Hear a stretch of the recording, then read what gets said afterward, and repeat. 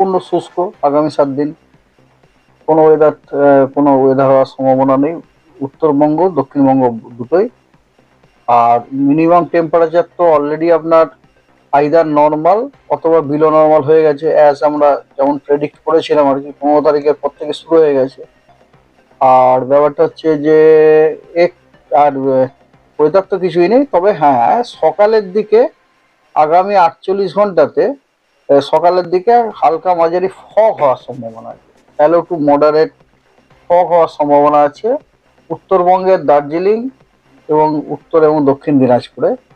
আর দক্ষিণবঙ্গের আপনার পশ্চিম বর্ধমান এবং পশ্চিম মেদিনীপুর, এই দুটি জেলাতে আগামী 48 ঘন্টাতে সকালের দিকে হালকা light to moderate shallow to moderate fog হওয়ার সম্ভাবনা আছে।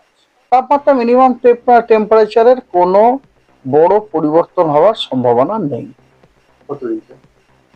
পারেন নর্মাল এই কতদিন কত কতদিন মানে এরকম টেম্পারেচার থাকবে? এই আগামী 5 দিন। আর 5 দিন পরে কি তাপমাত্রা কমবে? না, 5 দিনের বেশি বলার আমাদের ক্ষমতা নেই এখন। আর পশ্চিমের জেলাগুলো মানে দক্ষিণবঙ্গের পশ্চিমের জেলাগুলো না, এটা আমি যেটা বললাম না, পুরো দক্ষিণবঙ্গ এবং উত্তরবঙ্গ দুটোই আর কি, স্পেসিফিক্যাল মানে তাতে সব জেলাই ইনক্লুডেড আর কি। স্পেসিফিক কলকাতার আবহাওয়া?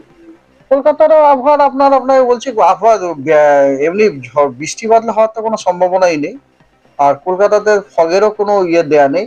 অনলি থিং হচ্ছে কলকাতাতে আপনার মিনিমাম টেম্পারেচার ওই 17-18। কলকাতাতে তো 17-18, কলকাতা মানে দমদমটাও যদি আমি ইনক্লুড করে নিই 17-18। উত্তরবঙ্গেরও আপনার মিনিমাম টেম্পারেচারের কোনো রকম বড় পরিবর্তনের সম্ভাবনা নেই আগামী 5 দিন। কাকে শীতের এই মুহূর্তে তো সেরকম কিছু নেই, এটা তো জাস্ট নভেম্বর অলরেডি, জাতীয় শীত তো পড়ার সময়ও হয় না কোনো, না নভেম্বরে সবসময় প্লেজেন্ট শীত থাকে।